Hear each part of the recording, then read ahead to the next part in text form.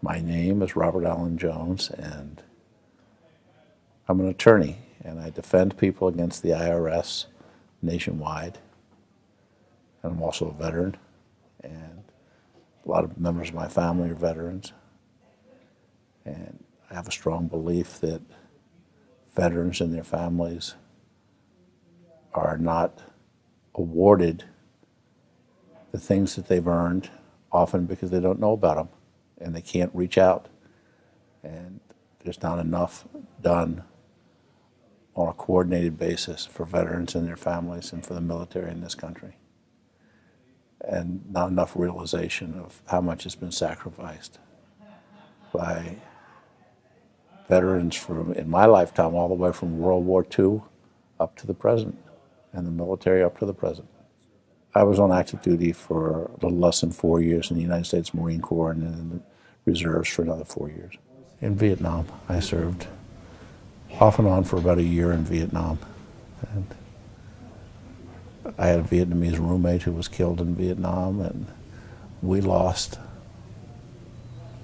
almost 40% of my officers' class in Vietnam. And the advisor to President Obama, the National Security Advisor, General Jones, was in my class at the basic school in Quantico in 1967, before any of us shipped out. I wanted to play baseball when I got out of high school. And I realized during the jobs that I had when I was in high school and college that that career might be a lot shorter than using my brains. And so I decided to keep on going to school and go to law school. And then after law school, I went into the military. When I came out of the military, I went to the United States Attorney's Office to become a federal prosecutor in Washington, D.C. And I stayed in the reserves, had a strong belief in the military, a strong belief in the United States, and I volunteered to go in the Marine Corps, and I love the Marine Corps to this day.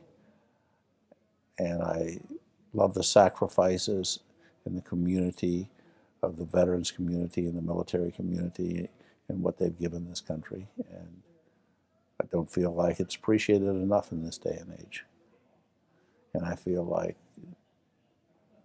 more needs to be done to show the public and coordinate all the veterans programs for the public so the veterans can get what they deserve. And one of the main inspirations for me was that my uncle was a paratrooper who jumped into Normandy on D-Day in 1944, captured by the Germans, escaped from a German POW camp. And in his 80s, I helped give him care and get him to various veterans organizations, and I became painfully aware that there were programs that were available to him that he didn't even know about.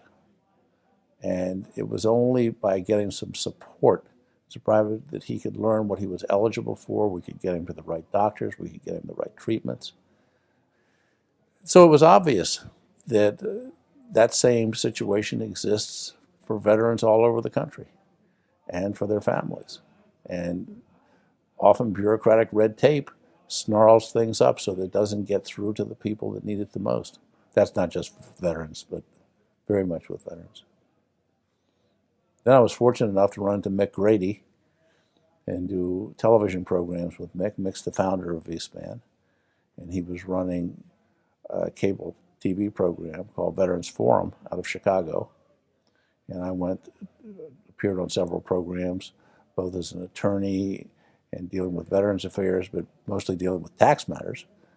And he came up with the concept, and along with a few other people, Marv Keeling and Ron Sales, of forming a national, but first in Illinois, cable TV channel devoted to veterans and to being a clearinghouse for ideas for veterans and programs for veterans and coordinating all support programs, not choosing between the VFW and the American Legion and the disabled veterans or the Order of Purple Hearts, but including them all under the same umbrella. And as a result, that's the beginning, the germination of V-Span. So from there, we're working on it through the internet, through radio, through television, through private organizations, rather than government-controlled organizations that will help coordinate with the government their government programs, the veterans programs, the veterans hospitals, the aid to veterans. A person that you interviewed previously spoke about the fact that there are different veterans benefits available in different states. And it's true, not only are there different veterans benefits, there are more benefits available per veteran in certain states depending on who their congressional lobby is. Yet they're the same people that went and did the same service and the same sacrifice. All of that needs to be evened out, and all of that needs to be made part of public awareness. And we need to be grateful, very, very grateful to the people who have actually served this country and actually earned the right to receive benefits and treatment and jobs when they come home, training for jobs when they come home, treatment for PTSD. And there's so many programs out there that are uncoordinated that often they bump into each other. So we just thought that maybe we could be a clearinghouse for everything and get veterans and their families information and help them and help raise public awareness, starting all the way with Cub Scouts.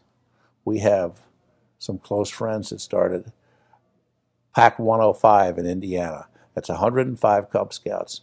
And when they sell cookies and they sell popcorn and they go door to door, they give 50% of what they earn individually as Cub Scouts to programs for veterans, such as the Wounded Warrior Program. They help build houses and everything.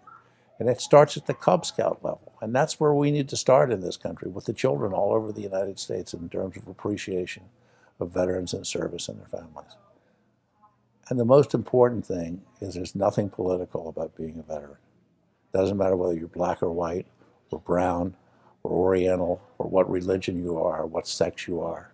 You serve this country. And when you serve this country, then you are entitled to what you've earned, irrespective of what your birthrights were. You've increased your birthrights of being an American by giving service to this country.